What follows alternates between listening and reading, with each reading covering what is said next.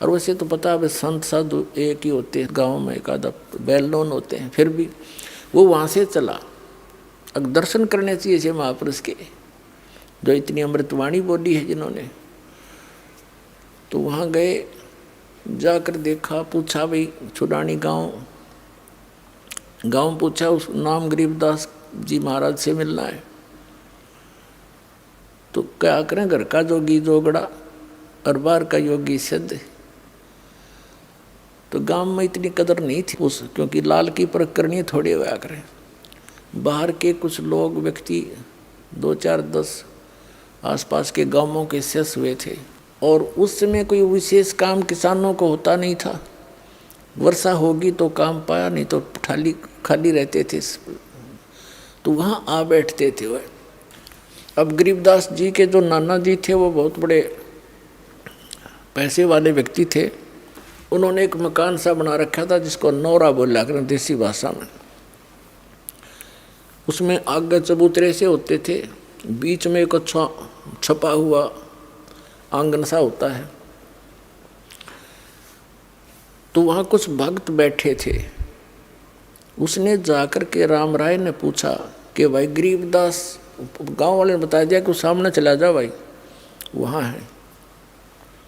उनसे पूछा कि भाई गरीबदास जी से मिलना, महाराज जी से मिलना, वो कहाँ हैं।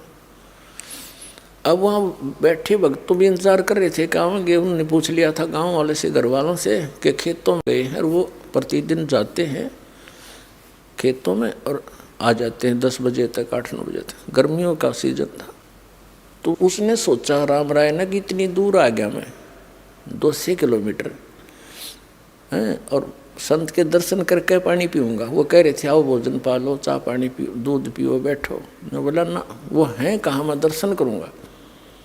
तो उन्होंने बता दिया जी इधर उनके खेत हैं, खेतों में सैर सपट्टे को जाते सुबह सुबह, और कब आएंगे क्या पता, संत है, आओ तभी आ जाना, टाइम भी लग जा, उनकी तो मौज है। तो उसने सोचा भी इधर संकेत कर रहे हैं, रास्ता बता रहे हैं, वहीं मिलूँगा। बताया वहाँ खेत है उनका, झोंपड़ी डली है उसके ऊपर ही रास्ते पर। वो चल पड़ा कि वहीं दर्शन करूँगा महात्मा के, इसे महापुरुष के दर्शन कहते हैं। साधु दर्शन राम का मुख पर बसे सुहाग, और दर्श उन्हीं को होते हैं जिनके पूर्ण भाग। कबीर दर्शन राम का साहिब आवे याद, लेखे में वाए गड़ी, बाकी का समय बर्बाद। तो संत की महिमा से जो परिचित होते हैं वही महापुरुषों की कदर किया करते हैं। वो चल पड़ा। उधर से गरीबदास जी किसान थे, खेतों में सैर सपट्टे को घूमने जाते थे, और पशुओं के लिए चारा काट के और ज्वार वगैरह अपने सिर पर ऐसे रख कर लाते थे, बरोटा कहते हैं हमारी तरफ। वो चारे का बंडल सा ज्वार का सिर पहले आने लग रहे बरोटा। और वहाँ की वेशभूषा धोती कुर्ता जो उसमें होती थी, किसान हरियाणा की वेशभूषा उसमें रहते थे। किसान थे, बाल बच्चेदार थे। तो उस राम राय ने सोचा इस किसान से पूछ लूँ महाराज जी के बारे में। उसने कहा भाई डटिए, रुकना। गरीबदास जी खड़े हो गए कि मैंने महाराज जी से मिलना, गरीबदास जी से। उनका यहाँ खेत कांसी है, मैं बहुत दूर से आया हूँ पंजाब से, उनसे मिलना बहुत ज़रूरी है मैंने। अब गरीबदास जी तो अंतर्यामी थे, उन्होंने सोचा यदि मैं यूँ कहूँगा इसने कि मैं हूँ भाई गरीबदास, बोल क्या कहेगा, क्या बात है। तो ये यहीं से वापस हो लेगा, मेरी एक नहीं सुनेगा। क्योंकि उस भक्त ने, राम राय सिख ने, अपने मन का एक काल्पनिक संत सोच रखा था कि सिर पर जटा होंगी बड़ी बड़ी, दाढ़ी बड़ी होगी, या तो लाल कपड़े होंगे, ना कती नहीं होंगे, एक लंगोट होगा, हाथ में चमटा होगा। वो ऐसी वेशभूषा वाले को संत मानकर खोज करने निकला था। गरीबदास जी कहने लगे आजा मेरे साथ, मैं मिलाऊंगा आपको गरीबदास जी से, आजा मैं मिलाऊंगा महाराज जी से तेरे को, मेरे साथ आ जाओ। अब वो साथ साथ हो लिया कि इधर उधर हो गया, कोई खेत में ले चलता होगा मुझे। वो घर आ गए। घर आए तो जो उनके शेष बाहर के आए हुए थे गरीबदास जी के, वो खड़े हुए दौड़े गए। गरीबदास जी ने जो सिर पे रखा हुआ था पशुओं का चारा, ज्वार का बरोटा, वो किसी ने वो उठाया पकड़ा, किसी ने जूते दंडवत प्रणाम किए। अब वो सरदार जी खड़ा खड़ा देखा कि यूं के चक्कर भाई किसान थे, ये व्यक्ति दंडवत प्रणाम करते हैं। उन्होंने सोचा ये किसान होगा, जमीन अच्छी होगी, ये मजदूर होंगे इसके, इसलिए इसकी श्रद्धा कर रहे हैं। अब गरीबदास जी वहाँ पे गए, भगत को कैसे सेट करना है, सोचल सिद्धर मैं करूँ अपने जन के काज। गरीबदास जी ने कहा कि भाई नो करो। 3-4 भगत थे, किसी को कह दिया बैलों को पानी पिला लो, किसी को कह दिया ऊपर ले दूसरे स्थान पर दूसरे घेर में पशुओं का चारा भेदो भाई तुम। एक से कहा नहाऊंगा भाई मेरी बाल्टी रख दे पानी की लाकर पाटड़े के पास। ऐसे देसी व्यवस्था से नहाते थे गांव में। तो उन्होंने सब अपना काम कर दिया, उनको इधर उधर भेज दिया। वो दोनों रह गए, आदरणीय गरीबदास साहिब जी और जिज्ञासु राम राय दास जी सरदार जी। वो क्या सोच रहा था कि मैं अच्छा मूर्ख भाई देख 250 किलोमीटर आ गया, अरे यू संत बतावें। उनसे पूछा भाई ये कौन है, उन्होंने कहा ये तो हैं गरीबदास जी। वो उनके चेले चाले थे, फिर वो चले गए। उसके मन में उथल पुथल होगी कि देख कितना मूर्ख मैं, ना कोई पूरा जानकारी ली है, ये तो मेरे जैसा किसान जमींदार ये है। और किताब देख खोदा पहाड़ निकली चुईया, वह भी मरी हुई। अपनी सोच से वो ऐसा सोच रहा था कि मैं तो गलत आ गया, ये महात्मा है, ये तो किसान आदमी है कि। अब गरीबदास जी जान रहे थे कि भगत का के समस्या आ गई है, उसको सेट भी करनी थी। उनको कहा कि बैठ जाओ भगत जी, सामने 4 पाई पर संकेत कर दिया, वो बैठ गया। बैठे ही और कह भूखा मेरा रोटी तो खाऊंगा और नहीं तो ये सोच कर बैठ गया, फिर चलेंगे। बात तो बिगड़े गई। अब वो नहा रहे थे, गरीबदास जी स्नान करके, पहले एक धोती होती थी, अब भी है गाँव में, जैसे भगत यहाँ मानते हैं धोती हमारे हरियाणा के, उसको धोती बोलते हैं। और उसी का एक हिस्सा होता है जिसको एज ए बेल्ट बांध लेते हैं, उसी के हिस्से को जुड़े जुड़ाए को ऐसे गोड़ गोड़ करके ऊपर का बांध लेते हैं, उसने अड़बंद बोल रहे हड़बंद। गरीबदास जी जब नहा लिए, धोती लपेट ली, और वो धोती का शेष हिस्सा एज ए बेल्ट बांधना होता है। उससे कहने लगा कि भाई राम राय ए झुमकरा। अब उसने गांव में भी झुमकरा कहा करते, किसको, उस राम राय को, क्योंकि वो ज़्यादा संकी टाइप आदमी था। गांव में भी उसका नाम झुमकरा काट रखा था। और यहाँ भी वो अविश्वास सा करके उथल पुथल हो रहा था, झूम रहा था उसके दिमाग। और उसने गांव में भी झुमकरा कहा करते, और गरीबदास ने भी उसका नाम झुमकरा से संबोधित कर दिया। तो चौकन्ना होया कि भाई इसने मेरा झुमकरा नाम क्यों कर पाया। जैसे एक आदमी के 2 नाम होया कर गाँव में विशेषकर। तो खड़ा हुआ, कहा करे झुमकरा एक बैदरा, मेरे हाथ का चोट लगी उंगली के वहाँ खेत में, और यूँ काम नहीं करती, मेरे यहाँ गांठ लगा दे, अड़बंद बांध दे, धोती की बेल्ट बांध दे मेरा। वो लगा ऐसे गांठ लगा के, अब जैसे उस धोती के शेष लास्ट वाले सिरे को ऐसे कर लेते हैं, ऐसे ऐसे करके उसको फिर न्यू बांध दिया कर चारों तरफ के ला के। अब वो न्यू लाकर गांठ लगाना चाहे, शरीर गांठ लगानी होती है, वो गांठ ऐसे शरीर के अंदर से निकला हो गरीबदास जी के, वह धोती, और उस कपड़े का गांठ लग जा। और गरीबदास जी ने ध्यान दूसरी साइड में कर, उसने सोचा तेरा पर उल्टी साइड तो पकड़ा गया, गलत लग गया। उन्होंने फटाफट फिर खोला, दोबारा फिर ऐसे करके गांठ लाई और नो खींचा, फिर उस धोती का लाएगी। तीसरी बार फिर ऐसे ही किया, जब गरीबदास जी ने कहा अरे झुमकरा, मैं तो तेरे जैसा किसान हूँ भाई, ये धोती क्यों ना बनती तेरे थे। न्यू देखा ऊपर ने, भाई मानस तक कौन यू, सिंपल मैन नहीं है, शरीर दिखर शरीर के वहाँ गए धोती निकलना गरीब बंदा थोड़ा ही। ऊपर को देखा तो वो राम राय जो है श्री विष्णु जी के पुजारी थे, उनको सुप्रीम पावर मान्या करते थे। अब ऊपर ने देखा तो गरीबदास जी का रूप विष्णु जी का रूप बन गया, शंख चक्र गदा और ऐसे सिर पर मुकुट, और यूँ देखा वो, यूँ देख कर चरणों में पड़ गया, चरणों में गिर गया कि महाराज बख्श दो, मैं तो गलती होगी।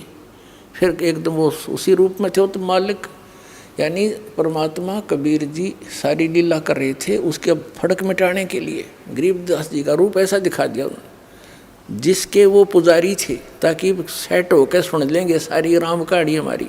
उसने फिर देखा तो फिर एज इट इज, फिर मन बदल गया। अब मेरा कोई भूल भुलैया होगी या मेरी अपनी ही कल्पना होगी। फिर भी कहने का इस चमत्कार को देखकर वो ठगा सा रह गया। उसने वहाँ से जाने की इच्छा व्यक्त नहीं करी। पहले उसको खाना खिलाया कि रोटी खा, फिर बतलावांगे बाद में, भोजन पा छक पहले भगवान का प्रसाद। फिर लगे कथा सुनाने। अब क्या कहने लगे, और राम राय झुमक रहा कहने लगा कि हे भगवान, ये ज्ञान जो आप बता रहे हो कि इन ब्रह्मा विष्णु महेश से भी ऊपर कोई और परम शक्ति है जिसको मैं आँखों देख कर आया हूँ, तो आपकी बात पर अविश्वास नहीं हो सकता। सारा गांव गवाह कि ये तो मर गए थे, वैसे चले गए थे, फिर आए ऐसे बोले। तो गांव वाले भले ही ना मानते थे, पर उस पुण्यात्मा का तो सारी बात जचें थी, क्योंकि आदरणीय नानक साहब जी कोई परमात्मा ऐसे लेकर गए थे, फिर वापस छोड़ा था। हम सुल्तानी नानक तारे दादू को उपदेश दिया, जात जुलाहा भेद न पाया, वो काशी माहे कबीर हुआ। तब उसने पूछा कि हे भगवान, ये ज्ञान तो आज तक किसी ने नहीं बताया हमारे तई। तब गरीबदास जी कहते हैं, तत्व भेद कोई ना कहे रे झूमकरा, ये पैसे ऊपर नाच सुनो राई झूमकरा। कोटों मध्य कोई नहीं रे झूमकरा, अरबों में कोई गर्क सुनो राई झूमकरा।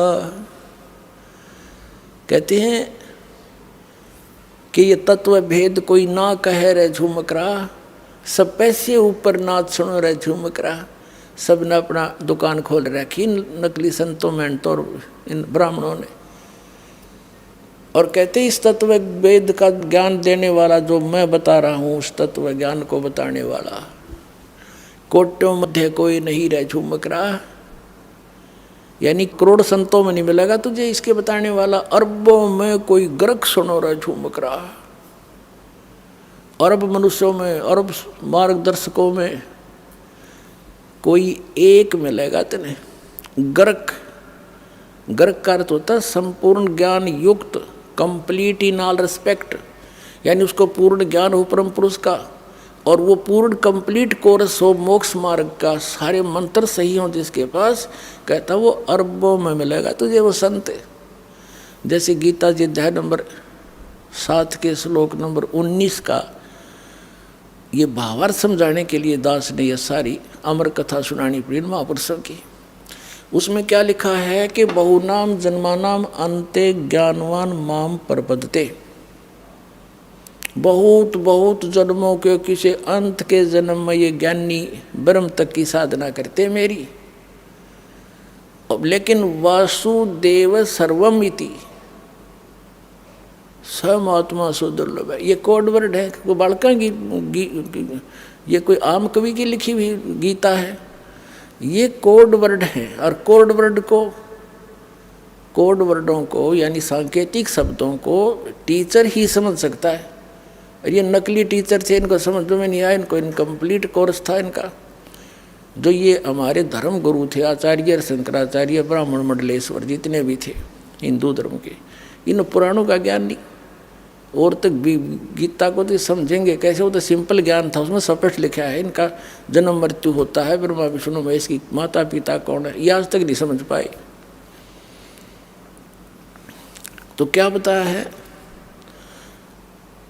कि वासुदेव सर्वमिति स महात्मा सुदुर्लभ है, ये बताने वाला कि वो वासुदेव यानी सर्वशक्तिमान, सब के ऊपर कंट्रोलर, यानी जिसकी सत्ता सबके ऊपर है, वो कुलधनी ही पूजा के योग्य है, वही मोक्षदायक है, वही पाप नाशक है और वही सारे ब्रह्मांडों का सभी का जनक है, वो सभी आत्माओं का पिता है। केवल उसी की ही भक्ति करनी चाहिए। ये बताने वाला संत महात्मा तो बड़ी मुश्किल से मिलेगा अर्जुन। तो यहाँ गरीबदास जी भी वही कह रहे हैं, कोटों मध्य कोई नहीं रे झूमकरा, अरबों में कोई गर्क सुन रही झूमकरा, तत्व भेद कोई ना कहे रे झूमकरा, ये पैसे ऊपर नाच सुनो रही झूमकरा। एक समय गांव में एक ब्राह्मण कथा कर रहा था और उसने 30 दिन के लिए कथा रख दी, 30 दिन कथा करूंगा। अब ठीक है, उद्देश्य क्या था उसका कि रोजाना दक्षिणा के 10-10 रुपये भी आएंगे तो 300 रुपये हो जाएंगे। 300 रुपये तो उस टाइम के आज के 30 लाख के बराबर समझ लो। 250 वर्ष पहले 1 रुपये की भैंस आ जाया करती तो 80,000 की आती है, 90,000 की। तो उसने इस उद्देश्य से कथा करनी शुरू कर दी 30 दिन तक। जिस दिन उसकी कथा का भोग पड़ना था, उसी गांव की चंडाल चौकड़ी ने सोचा कल इस पंडित जी की कथा का भोग पड़ेगा और गांव वाले वहाँ इसका चढ़ावा चढ़ा देंगे घना, और यो करा कि यो इसका नहीं चढ़ने देना बामण गए वो आकर गांव में सारे सब तरह के। उन्होंने क्या किया, उसी दिन सुबह सुबह जो भोग पड़ना था, दिल्ली से एक चंपाकली नाम की नाचने गाने वाली वो व्यवसायिक लड़की ले आई और उनने उसका सांग करा दिया। अब सारा गांव और इधर के उधर के लोग उस पूरा पहुंच गए पंडित जी दौरा, वो घर घर के बैठे जिसका कथा करे था। अब पंडित जी कहता है 30 रुपये 30 दिन में, और चंपाकली के 2 घंटे में आगे 500 रुपये चांदी के वह लेकर जाती रही। और पंडित जी ने पता लगा, उसका तो सारा खून जल गया, उठ कर चाल पड़ा, वो गाल लेकर 30 रुपये गोज में जेब में। अब वो चला जा रहा था, उसको पता था कि यहाँ एक गरीबदास नाम के संत हैं, वो उसके रास्ते में आवा था, घर जाने के रास्ते में छुटानी गांव पड़े था। उन्होंने सोचा चल महाराज जी दौरा बैठा, थोड़ी बहुत बतलावांगे, देखी किसी दुनिया होगी। वो नो बतान गया था। अब गरीबदास जी बैठे थे, 5-4 भगत बैठे थे उनके घर में, यानी उसके बैठक में। पंडित जी आ गया, आओ पंडित जी, आओ पंडित जी। क्यों वेशभूषा उनकी का पता है होता, लंबी चोटी, गलमा गोछा लाल लाल सा, तिलक साला रखा, काख में पोथी दे रखी, आदर से चारपाई दी, बैठ गए। और न्यों करे महाराज सुनाओ क्या हाल है महाराज जी, सुनाओ। पंडित जी गरीबदास जी बोले महाराज के बताओ, बस दुनिया का तो नाश जा लिया, या तो डूबेगी कति, हद होगी, फलान होगी। काफ़ी देर ने बोलता रहा, पर न्यों ना बतावा कहानी के है। तब तो गरीबदास जी के शिष्य बैठे थे, वो कहने लगे महाराज जी पंडित जी के में घना दुखी हो रहा है, ऐसी क्या बात होगी इसके साथ, बता भी नहीं रहा, आंसू आ भी नहीं रही, कसर भी नहीं रह रही। तब गरीबदास जी ने कहा था कि भाई फूटी ज्ञान विवेक की, ये अंधा है जगदीश, और भाई चंपाकली के 500 हरीश मनीराम के 30, रोड़ा यू है इनका। वो मनीराम पंडित जी था। अब उसने गरीबदास जी ने बता दिया कि भाई चंपाकली का तो 500 रुपये आ गए, और इस पंडित जी ने 30 दिन तक कथा करी, इसका 30 रुपये आए, यो उसका दुख मान रहा है। तब पंडित जी कहने लगे महाराज आपने क्यों कर पता लगा, कैसे पता लगा। गरीबदास जी बोले इस बात ने छोड़, मुझे कैसे पता चला, पर एक बात सुने, आप उस गांव के लोगों को और चंपाकली को उल्हाना दे रहे हो कि उस वहाँ ऐसा कर दिया, वह पैसे के लूट लेगी, और तू क्या कर रहा था वहाँ पर? आप किस उद्देश्य से कथा कर रहे थे? कथा सत्संग 1 दिन कर ले, 2 दिन कर ले, 4 दिन कर ले, तेरा उद्देश्य क्या था? आप बताओ सच्ची आत्मा से। उद्देश्य यही था कि 30 दिन में कम से कम 300 रुपये तावेंगे। एक बात बता पंडित जी, गरीबदास साहब बताने लगे उनका, जिस समय राजा परीक्षित को 7वें दिन सर्प ने डसना था,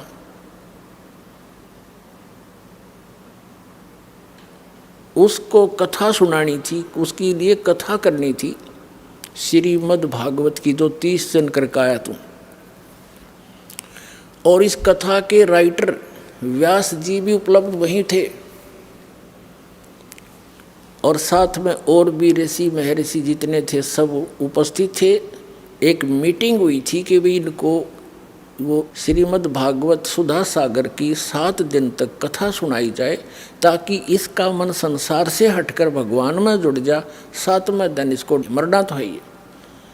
तो ऐसी स्थिति में इंसान ध्यान से सुना करे सारी राम कहानी को। अब उस समय 7वें दिन परिणाम आना था कि कथा कोई वो करे जो अधिकारी हो। अनधिकारी ने कथा की तो इसको कोई लाभ नहीं होगा, इसका जीवन नाश हो जाएगा। तो उस समय किसी ऋषि ब्राह्मण ने हिम्मत नहीं करी वह कथा सुनाने की पृथ्वी के ऊपर जितने भी थे, क्योंकि 7वें दिन परिणाम आना था, उनकी पोल खुलनी थी। ये किसी कथावाचक हैं, तब कहते हैं स्वर्ग से सुखदेव ऋषि को बुलाया गया, जो व्यास का पुत्र था। पांडवों ने उसको प्रार्थना करके नीचे भेजा, और राजा परीक्षित के पुनों से वो विमान में बैठ कर आया। सुखदेव ऋषि स्वर्ग से विमान में बैठ कर आया और 7 दिन कथा सुनाई। 7 दिन कथा सुना के उस अधिकारी से कथा श्रवण करने से उस जो लाभ होना था इस श्रीमद् भागवत सुधा सागर से, वो भी सुखदेव के द्वारा सुनाएगी, कथा कीगी उस कथा से। वह तुम्हारे जैसों से नहीं हो सकता था। क्या लाभ हुआ कि उसकी वृत्ति यहाँ से हट गई, और जो पुण्य उसने अपने जीवन में उस जब तक किए थे उनके आधार से उसके साथ शरीर तो यहीं रह गया उसका, सुखदेव के साथ वो स्वर्ग में चला गया। और इतना भी काम तुम कोई वो ऋषि नहीं कर सके, आपके जितने भी ब्राह्मण थे। और तुम ईब का आँख में पोती दे के कोई खड़ा हो जाता है, मैं तो कथा कर दूंगा, तुम इनका जीवन नाश कर रहे हो, तुम अधिकारी हो। अब कान पकड़ दिया उस पंडित जी ने, नाक रगड़ दिया परमात्मा के सामने उस चरणों में कि भगवान मेरी आँख खोल दिया आपने, दीक्षा दे दो, मेरा कल्याण कर दो। अब तो कहते हैं 100 छल सिद्धर मैं करूं अपने जन के काज। तब उसको उपदेश दिया, कहा इस गंध न मत खा, छोड़ दे, यह कथा करनी पाप का भागी है। अनधिकारी अब कोई झूठे लाइसेंस बनाता है, कोई डुप्लीकेट पासपोर्ट बनाता है झूठे, तो कितना अपराधी है वो। तो इसी प्रकार हमने जाना सतलोक ये नकली सब संत बने बैठे, मैं भी नाम दे दूं, मैं भी नाम दे दूं, मैं भी कथा कर दूं, पाठ कर देता हूँ। तो ये टोटली नकली है। इस विश्व में इस दास के अतिरिक्त कोई भी अधिकारी नहीं है आज भगवान के ज्ञान बताने का और नाम देने का।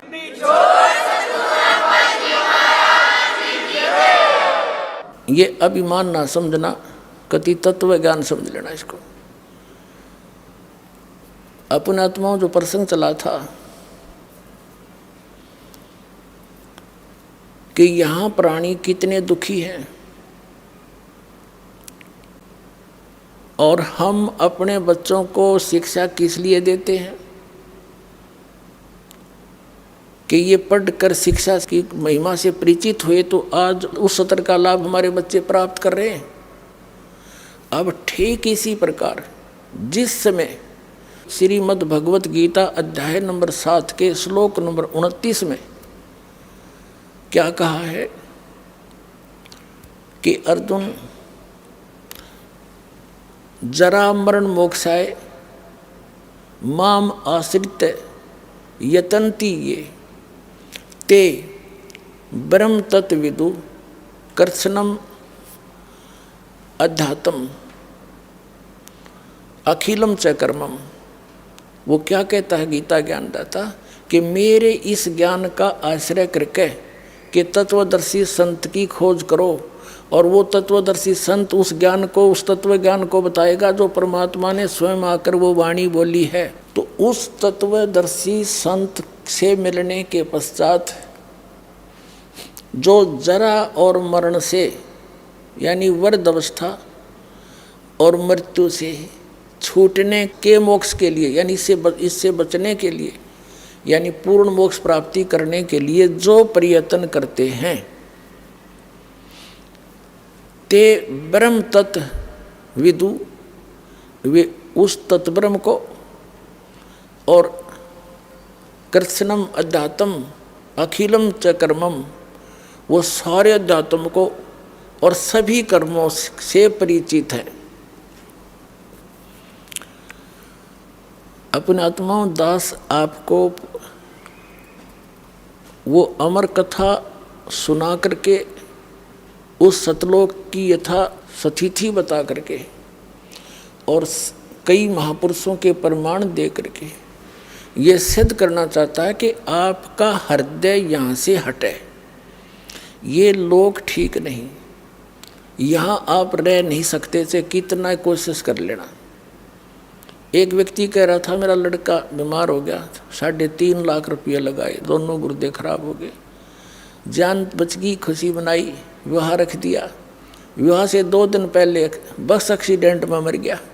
बता, जिसके लिए सारे पाप इकट्ठे कर्म इकट्ठे करे थे, धन जोड़ा था, वो धन भी गया और पुत्र भी गया, और आप भी 92 हो गया मरना। तो इसी गंदे लोक में और आप कभी खुश हुए बैठे हो, यहीं पर स्थिर हुए बैठे हो। ये लोक रहने का नहीं है। अब तक ना ज्ञान था, मजबूरी थी, कोई बतानिया नहीं था, बताओ थे नकली थे, सट्टे मारे थे, इनके पास समाधान नहीं था। तो अब आपने कमर कसनी पड़ेगी। ठीक है, जब तक आप यहाँ रहोगे आपके साथ परमात्मा रहेगा, आपका आँच नहीं आने देगा, तो सच्चे दिल से इसकी शरण में रहोगे। तो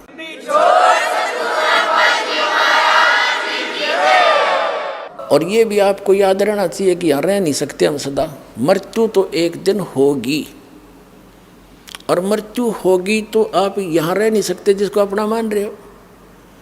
आपकी मृत्यु उस समय होगी जब आप चाहोगे, ये भी सोच लेना। लेकिन चाहोगे इस ज्ञान से, तब तक आपके पोते पोती भी बड़े बड़े हो लेंगे, वो भी भक्ति कर रहे होंगे, तो वो भी सुखी होंगे। तो उस समय आपके मन में एक बीमारी आवेगी, क्योंकि जब जीव को सुख हो जाता है तो ये न सोचा है सारे दुख भूल जाए यहाँ के, नो के ठीक ठाक था, कोई खास बात ना थी अड़त, तो कैर टूट रहा सारे जीवन में, और पिछले थोड़े से दिनों में सुख हो जाओ, वो सारे दुखान भूल के यूँ बढ़िया लगने लग जाता है, और न्यों पता मृत्यु होगी। तो यहाँ के किसी भी सुख की इच्छा नहीं करनी, आप किसी भी वस्तु की चाह नहीं रहे। अंत में मान लीजिए यहाँ सारा परिवार तेरा ठीक और मृत्यु होगी, आप माना नाइजीरिया में पैदा कर दें आपको, बताइए यू के काम आया तेरा, यहाँ का जोड़ा जाड़ा, और फिर नया प्रोसेस हो शुरू हो जाएगा, प्रोसीजर। मनुष्य जीवन हुआ तो ऐसे, फिर बच्चे पैदा हुए, कोई मर गया कोई जी गया, सारा दिन पेट का रोला, सारी उम्र खत्म हो जाएगी। तो इस जन्म और मृत्यु के इसको लून याद करके इस चक्कर रहे, आपने हृदय से चाह करनी पड़ेगी वहाँ की सच्चाई के आधार पे, क्योंकि वहाँ जाने के बाद फिर धीरे धीरे जैसे यहाँ परिवार जुड़ा है, तो आपका ये परिवार जो आज भक्ति कर रहा है, जिसको आप अपना मान रहे हो, यहाँ नहीं आपका है, ये वहाँ धीरे धीरे आकर के आपके साथ वहाँ फिर एक परिवार रूप बन जाएगा। वो फिर कद्दे भी ना मरे, ना बूढ़ा हो और ना मृत्यु हो, सदा सुखी, कोई काम नहीं, परमात्मा की याद वहाँ भी बनी रहती है, आत्मा को विशेष कसक रहती है, वो वहाँ का एक आनंद न्यारा उस भजन का। और वहाँ सैर सपट्टे कहीं करो, विमान सबके पास हैं, बड़े बड़े मकान हैं, आगे बहुत बड़े लान हैं, बाग बगीचे हैं, फलदार वृक्ष हैं, ये सत्कर मान लेना, कोई बड़का के बुकान की बात नहीं है। खुद संतों ने बताई, परमात्मा ने आके बताया, और आँखों देखा उन महापुरुषों ने बताया जिन्होंने उस सचखंड को देखा, लेकिन उन्हें थोड़ा सा घुमा फिरा कर बताना था, नहीं तो ये नकली पंथ भी वो एक गुणगान लग जाते जो परमात्मा ने बता रखा था, तो उसको कोड वर्डों बता रखा, और वो कोड वर्ड इस दास का समझ में आए कबीर भगवान की रजा से, और किसी का समझ में ना आए तो उसके आधार से प्रत्यक्ष प्रमाण करके दिखाऊंगा आपको कबीर साहब की वाणी में, जिसको कबीर पंथी रोज पढ़ा करते। अब प्रसंग चल रहा था कि जो वो सुख है सतलोक में और हम खोज रहे हैं इस मृतलोक में, नमक की बोरी में, और बुरा का टेस्ट कोई खोज रहा हो, कितनी समझ है उसके अंदर, उसको पता ही नहीं फिर बुरा कैसी होती है, कहाँ है। तो यहाँ जब तक हम उस पूर्ण परमात्मा के उस स्थान से परिचित नहीं होंगे, उस सुख से, और उससे परिचित कैसे होंगे, उन महापुरुषों के प्रमाण जिन्होंने आँखों देखा सचखंड और फिर वापस छोड़ा, और उनमें से विशेष आदरणीय गरीबदास साहिब जी और आदरणीय धर्मदास साहिब जी को परमात्मा ने ये विशेष ज्ञान दिया था, और उनके द्वारा लिपिबद्ध उस ज्ञान से प्रमाण आँखों देखा उन महापुरुषों का बताया हुआ, और दास पर रजा हुई जो आपको आज खोल रहा है, ये सारे मिला करके आपको विश्वास करा देगा। ये दास आपका मन ऐसा हट जाएगा इससे, जैसे गीता जी अध्याय नंबर 2 के श्लोक नंबर 46 में कहा कि अर्जुन, जैसे बहुत बड़े जलाशय की प्राप्ति के उपरांत छोटे जलाशय में जैसी आस्था जीव की रह जाती है, ऐसी तेरी श्रद्धा उस परम पिता परमात्मा के तत्व ज्ञान और उस परमात्मा के सुख से सतलोक से परिचित होने के बाद उस ज्ञान की प्राप्ति के उपरांत इन अन्य भगवानों में और यहाँ के सुख और स्वर्ग के सुख में ऐसी रह जाए। जैसे पहले सभी व्यक्ति तालाबों पर आश्रित होते थे, एक तालाब ऐसे होते थे, वर्षा होगी भर गया, सारा वर्ष उसी से पशु भी पानी पीते थे, उसी से मनुष्य भी जल निकाल कर उसी पर आश्रित होते थे, उसी से थोड़ी बहुत कोई बगीची सिंचाई कर लेते थे। तो उस तालाब का पता होता था एक वर्ष वर्षा ना हो तो सारा सूख जा, और उस पर आश्रित व्यक्ति भी तड़फ तड़फ कर मरे यदि 2 वर्ष वर्षा ना होते। तो उन व्यक्तियों को, और एक बहुत बड़ा सरोवर झील मिल जाए जो इसमें 10 वर्ष वर्षा ना हो तो भी उसका जल समाप्त ना हो, तो फिर वो व्यक्ति उस छोटे जलाशय को तुरंत त्याग कर उसकी शरण में जाकर बस जाते हैं। लेकिन उस छोटे जलाशय यानी इन भगवानों से जो ब्रह्मा विष्णु महेश ब्रह्म परब्रह्म से जो हम लाभ ले रहे थे वो पर्याप्त नहीं था। वो जलाशय का जो जल था वो पर्याप्त नहीं था, लेकिन बुरा नहीं था। और जब हमने वो मिल गया जलाशय, कौन झांका उसकी तरफ, तो ऐसा समझ लेना वो सतलोक में इतना सुख है, ऐसी सदाबहार स्थिति। यहाँ तो 2 वर्ष वर्षा ना हुए दरे दराए रहे, जहाँ सारे टक्कर मार मार कर मरा जनता, एक दूसरे को खाजा बुड़ के भर भर के, ऐसे बहुत बार पीछे ऐसी स्थिति आई है। ये लोक है, ये तो परमात्मा ने दया बख्शी, पुण्यात्मा को जन्म दिया ताकि ये भक्ति करके पीछा छुटवा लें, सोधी दे दी, पंप वगैरह लगा लेते हैं, समय पर वर्षा कर रहे हैं। ये वैसे नहीं हो रही है। अब जितने भी मानव शरीर प्राणी हैं ये बहुत पुण्यकर्मी प्राणी हैं, लेकिन दुर्भाग्य उनका जो ये पहचान नहीं पा रहे इस दास के द्वारा दिए गए इस ज्ञान को, और वो वंचित इस मार्ग से। तो लेकिन परमात्मा का वचन है कि कलयुग में ये ज्ञान पूरे विश्व में जाएगा और पूरा विश्व इस ज्ञान को ग्रहण करेगा।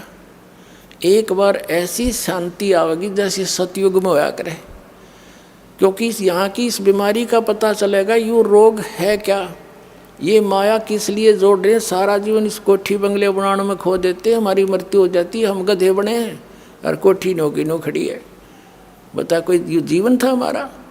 तो इस मालिक की शरण में आपको सुख भी मिलेगा, जो इस कलयुग में जो मिलने वाला सुख है वो तो आपको देगा ही देगा।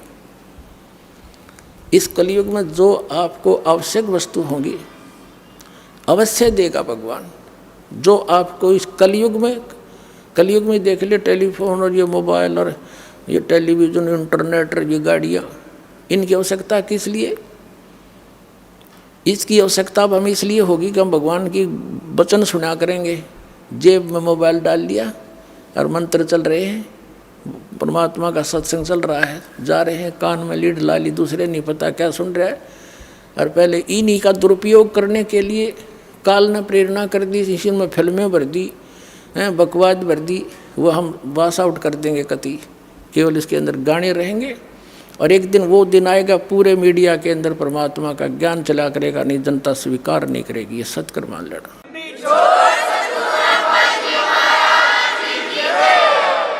तो पुण्यात्माओं, इस झूठे सुख को सुख कहे ये मान रहा मनमोद, ये सकल चबीना काल का कुछ मुख में कुछ गोथ। तो परमात्मा कहते हैं मन तू सुख के सागर बसरे, भाई और ना ऐसा यसरे, चल हंसा सतलोक हमारे, छोड़ो यो संसारा हो, इस संसार का काल है राजा, इन माया जाल पसारा हो। एक लोक अपनी ही महिमा आप बता रहे हैं कि इस सब के पार एक और परमात्मा है, वहाँ स्थान है जो सबका सृजनहारा हो, चल हंसा सतलोक हमारे, छोड़ो यो संसारा हो। बोलो सतगुरुदेव।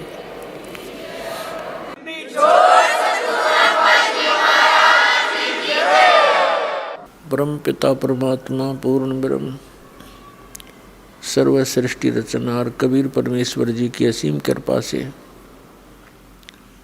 आप पुण्यात्माएं सत्संग सुनने के लिए उपस्थित हुए। भक्ति मुक्ति के दाता सतगुरु, भटकत प्राण फिरंदा, उस साहिब के हुक्म बिना नहीं तरवर पात हिलंदा। परम पिता परमात्मा कबीर जी ये हम सभी आत्माओं के जनक हैं, और ये हमें संदेश देने के लिए यहाँ आते हैं, ये ज्ञान कराने के लिए इस काल के लोक में सहशरीर आते हैं और सहशरीर चले जाते हैं। हमें याद दिलाते हैं कि आप यहाँ के निवासी नहीं हो, आप यहाँ कितनी यातनाएं सहन कर रहे हो, ये स्थान स्थायी नहीं है।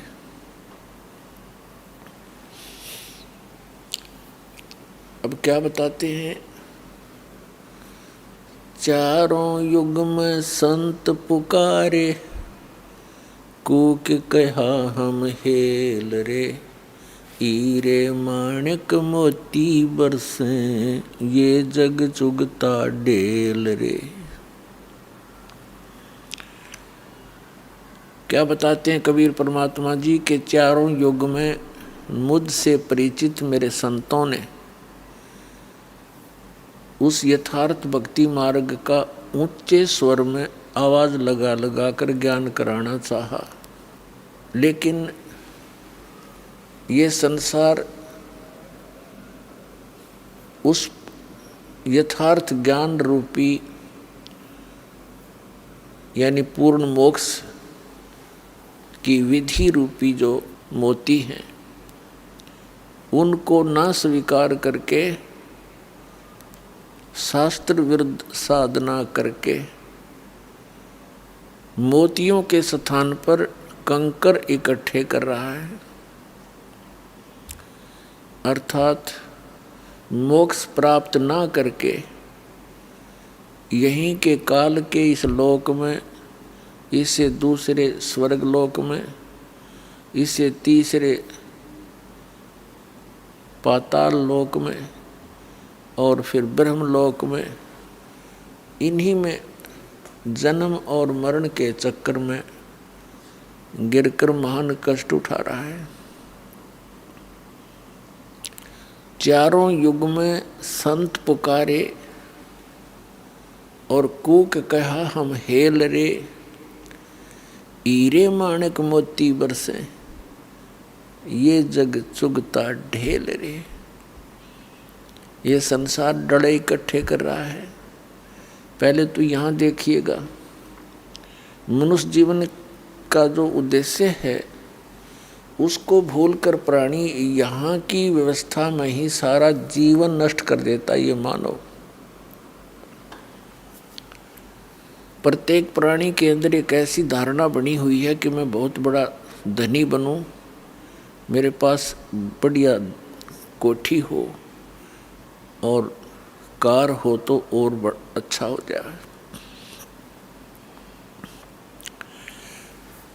और शानो शौकत बनाने के लिए यहाँ की झूठी इस महिमा के अंदर अपना सारा जीवन नष्ट करके और खाली हाथ चला जाता है। अब परमात्मा आकर याद दिलाते हैं कबीर भगवान जी, इस झूठे सुख को सुख कहे ये मान रया मन मोद, ये सकल चबीना काल का है, कुछ मुख में कुछ गोद। अब क्या बताते हैं परमात्मा कि आप जी यहाँ काल प्रेरणा से परमात्मा से किन वस्तुओं की डिमांड करने आते हो? निसंतान संतान चाहता है, निर्धन धन की आशा लेकर ही आता है, रोगी अपना रोग नाश ही उद्देश्य लेकर आता है। और कुछ एक प्राणी ऐसे भी हैं जो परमात्मा प्राप्ति के लिए ही आते हैं। वो तो धन्य भाग हैं, ऐसी सोच जिन पुण्यात्माओं की। लेकिन वो भी धन्य भाग हैं जो किसी भी कारण से परमात्मा के चरणों में पहुंच गए, फिर यहाँ आएंगे, उनको वो सुख तो मिले ही मिलेगा जिनकी उनको आवश्यकता है। लेकिन आवश्यकता से अधिक ये भगवान नहीं देगा, क्योंकि हमारा मूल उद्देश्य है परमात्मा पाना, यहाँ से जन्म मरण का आपका रोग कटवाना। और यहाँ जब तक आप रहो आपको वो सुविधाएं मिलें जो आपके लिए अनिवार्य है। अननेसेसरी डिमांड आप करोगे भगवान नहीं देगा आपको। आपकी आवश्यकता से कितनी ही बड़ी हो और परमात्मा उसको समझे कि आवश्यक है, तो वो आपकी अवश्य पूर्ण होगी, रोग नाश भी होगा। और कोई आर्त आया है या किसी अन्य आवश्यकता है, उसको वो अवश्य आपका पूर्ण होगा, क्योंकि ये परमात्मा सुखदाई है। आपको सुख देगा, आपको धन भी देगा। इसको मालूम है कि जब तक इस मन की तृप्ति नहीं की जाएगी थोड़ी बहुत, यो भक्ति करण नहीं दे मेरी आत्मा को,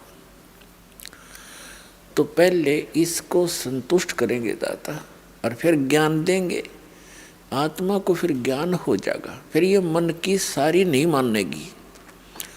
इस मन को कैसे कंट्रोल करेंगे दाता? ये तब भक्ति करने देगा। एक व्यक्ति के ओठ पर चोट लगेगी, ओठ पे, तो उसको किसी ने बताया कि भाई कोई कहे कुछ बांध दो, कोई कहे देसी, पहले गांव में ऐसा ही व्यवस्था होती। एक ने कहा कि इसके हलवा बना के बांध दो देसी घी का। तो जिसके चोट लग रही थी वो कहने लगा भाई यूँ ठीक कह रहे हैं, तो उसको हलवा बना दिया। अच्छा, थोड़ा सा बनाया, औषधि टाइप, इसको उठ कर लगा देंगे, बांध देंगे, यहाँ पर चिपका देंगे। वो हलवा रखे ओठ पे और वो तो खा जाए, उसको स्वादिष्ट लगे। वो जब भी ओठ पर धरती अंदर ले जाए उसने, फिर कहने लगे, उन्हें विचार किया भाई जब तक यू छक नहीं लेगा इतना ओठ पर टेकन नहीं दे इसने, पहले इसने छकाओ। तो पहले तो छकाया, और छकने के बाद हलवा फिर एक कण भी नहीं खा सकता आदमी, इसकी यह भी एक खासियत है। तब उसने ओठ पर टेकन दिया हो। तो पहले तो परमात्मा इस मन की फड़क निकाल लेगा। ये जो डिमांड लेकर यहाँ आया है, ये पहले इसने छकावेगा और फिर इसके अंदर ऐसा ज्ञान भर देगा मालिक कि आगे ये कोई वस्तु नहीं चाहेगा एक मोक्ष के अतिरिक्त। आप यहाँ आते हो, देखो जब तक आपको कोई परेशानी है और उसमें राहत नहीं मिलेगी तो आप भक्ति सुन भी नहीं सकते, ज्ञान भी नहीं सुन सकते, करना तो बहुत दूर की बात है। तो दयालु परमात्मा है। यदि आपका निश्चय पूरा होगा, पूरे विश्वास के साथ परमात्मा में आप लगन लगाओगे, ये जाप मंत्र जो बताए जाते हैं ये करोगे, तो ये तो मामूली सी बात है उस मालिक के लिए, ये तो कुछ भी नहीं जो डिमांड आप लेकर आते हो। फिर यहाँ ज्ञान कराया जाएगा आपको। परमात्मा बताते हैं, क्या मांगू कुछ थिर न रहाई, देखत नैन चला जग जाई, 1 लख पूत 1.25 लाख नाती, उस रावण के दीवान बाती। आइए अब हम उन श्रद्धालुओं के अनुभव जानते हैं जो जगत गुरु तत्वदर्शी संत रामपाल जी महाराज जी से दीक्षा प्राप्त कर चुके हैं तथा उनके द्वारा बताए गए भक्ति मार्ग पर चल रहे हैं। नमस्कार जी। सत साहेब। क्या नाम है बहन जी आपका? संध्या भगतमती। आप कहाँ से आई हैं? ग्वालियर गोवर्धन कॉलोनी, मध्य प्रदेश। बहन जी, संत रामपाल जी महाराज से नाम दीक्षा आपने कब ली? 30 मार्च 2018। संत रामपाल जी महाराज से नाम दीक्षा लेने से पहले क्या आप कोई भक्ति साधनाएं भी करती थी? मैं भोलेनाथ की, ब्रह्मा विष्णु महेश इन्हीं सब की पूजा करती थी। बहन जी, तो फिर संत रामपाल जी महाराज की शरण में कैसे आई? मेरा बेटा बहुत ज़्यादा बीमार हो गया था। मेरे घर के दरवाजे पे भी पिंडी है, मेरे ससुर ने मंदिर बनवा रखा, उनकी बहुत पूजा करती थी, बहुत सारे व्रत भी रखती थी मैं, लेकिन इतना व्रत रखती, पूजा करती, सब कुछ करती, लेकिन उसके बाद भी कोई लाभ नहीं होता। मेरा बेटा इतना बीमार हो गया पूजा करते करते कि मैं बहुत सारे कष्ट में आ गई। मैंने सोचा कि भगवान की पूजा करते करते हमें कोई हानि नहीं होगी, कोई कष्ट नहीं होगा। और माता रानी की भी स्थापना हमने अपने घर पे ही करवा रखी, बहुत बड़ा मंदिर बनवा रखा है। 2 घंटे लगते उनकी पूजा में, लेकिन कोई लाभ नहीं हुआ। मैंने सोचा कि ये कष्ट कैसे ख़त्म हो गया, कि गुरुजी की हम नाम दीक्षा लेना चाहते थे, लेकिन कोई गुरु पसंद नहीं आया। परमात्मा की दया से मुझे एक संत रामपाल जी महाराज के शिष्य मिले, उन्होंने नाम दीक्षा ले रखी थी, तो उन्होंने हमको जानकारी दी।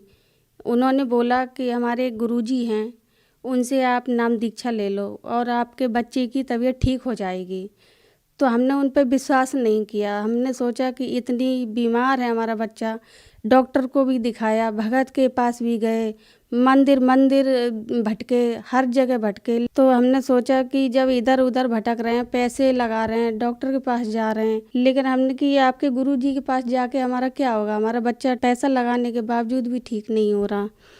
तो उन्होंने बोला कि एक बार विश्वास करो तो सही, मेरे गुरुजी से मिलो, वहाँ नाम दीक्षा ले लो, आपको बहुत लाभ मिलेगा।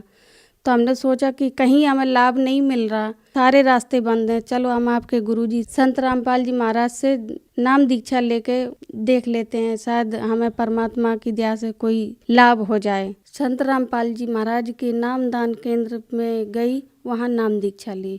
बहन जी, क्या संत रामपाल जी महाराज से नाम दीक्षा लेने के बाद आपको कुछ लाभ भी प्राप्त हुए? बहुत सारे लाभ हुए। पहला लाभ तो हमें हुआ कि रात को 11 बजे पहुँचे, संत रामपाल जी के महाराज के दरवाजे पहुँचे, वहाँ नाम दीक्षा ली। जो हमारे बेटे का 8 दिन से बुखार उतर नहीं रहा था, गोली लेने के बावजूद भी पट्टी रख रख के मैं परेशान थी। वहाँ जाने के बाद, नाम दीक्षा लेने के बाद आराम पड़ा, तुरंत हाल की हाल बुखार उतरा। जो 8 दिन से भोजन नहीं किया था, पानी भी नहीं पी रहा था। फिर दूसरा लाभ, पथरी मेरे बेटे को थी, यहाँ परेशान हो गई थी मैं। भगत जी मेरे ड्यूटी छोड़कर आ गए थे, भगत जी परेशान हो गए थे कि मेरे एक ही बेटा है, उसको पैसा लगा लगा के मैं परेशान हो गई, मैं पैसा कहाँ से आता, ड्यूटी छोड़ के आ गए। तो मैंने सोचा कि यहीं इसको दिखाऊं, क्या करूं। मैं इतना परेशान थी कि मैं कुछ समझ में नहीं आ रहा था, इतना परेशान थी कि मैं अपने बच्चे को मैं कहाँ लेके जाऊं, कहाँ जाऊं, किसको दिखाऊं। जो भगत होते हैं ना, जो भूत प्रेत से छुटकारा दिलाते हैं, उनके दर पे भी गई, उन्होंने भी छुटकारा नहीं दिला पाया।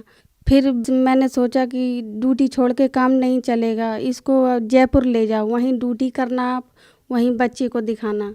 तो फिर साथ में ले गए, जयपुर ले गए, वहीं भगत जी हमारे ड्यूटी करते, वहीं बच्चे को दिखाते। वो भी बहुत परेशान थे। फिर जयपुर भेजा, बहुत बड़ा डॉक्टर था जयपुर का, तो वहाँ रिपोर्ट करवाई, 2 दिन की दवाई भी दी उन्होंने। तो उन्होंने बोला कि 2 दिन की दवाई ले जाओ और फिर आराम से 2 दिन के बाद आना, फिर हम इसकी चेकअप करेंगे। पूरा चेकअप करवाया इसका शरीर का, रिपोर्ट भी करवाई, 3 ml की वो भी पथरी बताई। पैसा इतना नहीं था कि मैं ऑपरेशन करा पाती, लेकिन संत रामपाल जी के महाराज से ये पथरी में भी आराम पड़ा, बिना गोली दवाई के। सिर्फ आशीर्वाद से, मात्र संत रामपाल जी महाराज की दया से मेरा बेटा बिल्कुल स्वस्थ है, बिना गोली दवाई के। पथरी में भी आराम पड़ा, इन्फेक्शन में भी आराम पड़ा और बिल्कुल स्वस्थ है, आराम से। आज कोई परेशानी नहीं है उसे। ये मेरे बेटे की रिपोर्ट है पथरी की। संत रामपाल जी महाराज की दया से बिना गोली, बिना दवाई के मेरे बेटे को आराम पड़ा, सिर्फ मात्र आशीर्वाद से। ये मेरे बेटे की रिपोर्ट है इन्फेक्शन की। ये आंतों का इन्फेक्शन था, खून मवाद दोनों आती थी। संत रामपाल जी महाराज की दया से ये इन्फेक्शन ठीक हुआ। और तीसरा लाभ हुआ कि हमें आर्थिक लाभ हुआ। जो कभी पैसे से मैं बहुत तंग थी, बहुत परेशान रहती थी, संत रामपाल जी महाराज की दया से मैं पैसे के लिए मैं परेशान नहीं रहती बिल्कुल भी। मेरी एलर्जी, इन्फेक्शन था तो वो 8-10 सालों से थी, जो दवाई लेती थी, ठीक हो जाती, फिर हो जाती, ठीक हो जाती, फिर हो जाती। और मेरी बीपी हाई भी होने लगा था, बहुत भटकी, मैं बहुत परेशान हुई, मैं बहुत दवा खाई। संत रामपाल जी महाराज की दया से मेरी एलर्जी और बीपी हाई दोनों ठीक हुई। तो जो श्रद्धालु आज आपको देख रहे हैं, आप उन्हें क्या कहना चाहेंगी? भगत समाज को मैं एक प्रार्थना कर सकती हूँ कि संत रामपाल जी महाराज की शरण में आके जिसको जो परेशानी है, दिक्कत है, संत रामपाल जी महाराज की दीक्षा लेने के बाद सारे कष्ट खत्म हो जाएंगे। बहन जी, संत रामपाल जी महाराज से नाम दीक्षा कैसे ले सकते हैं? संत रामपाल जी महाराज के सत्संग आते हैं 7:30 बजे, उसके नीचे एक पट्टी आती है, उस पर नंबर आता है, उस पर फ़ोन करके आप नज़दीकी नामदान केंद्र पे फ़ोन लगा के आप नाम दीक्षा ले सकते हैं। धन्यवाद जी। अच्छा साहेब।